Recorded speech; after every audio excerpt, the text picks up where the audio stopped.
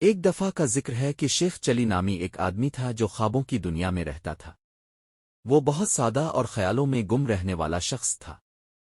ایک دن شیخ چلی نے سوچا کہ کچھ پیسے کمائے جائیں اور ایک کاروبار شروع کیا جائے۔ چنانچہ وہ بازار گیا اور کچھ انڈے خریدے تاکہ انہیں بیچ کر نفع کما سکے۔ وہ انڈے ایک ٹوکری میں ڈال کر اپنے سر پر رکھے اور گھر کی طرف چل پڑا۔ راستے میں وہ یہ سوچنے لگا کہ جب یہ انڈے بیچ دوں گا تو اس سے جو پیسے ملیں گے میں ان سے مرغیاں خریدوں گا۔ وہ مرغیاں انڈے دیں گی، پھر ان انڈوں سے اور زیادہ مرغیاں نکلیں گی اور یوں میرا کاروبار پھیلتا جائے گا۔ شیخ چلی اپنے خوابوں میں آگے بڑھتا چلا گیا۔ پھر اس نے سوچا کہ جب میں بہت امیر ہو جاؤں گا تو ایک خوبصورت محل بناؤں گا۔ لوگ مجھ سے حسد کریں گے اور میں غرور سے کہوں گا کہ یہ سب میری محنت کا نتیجہ ہے۔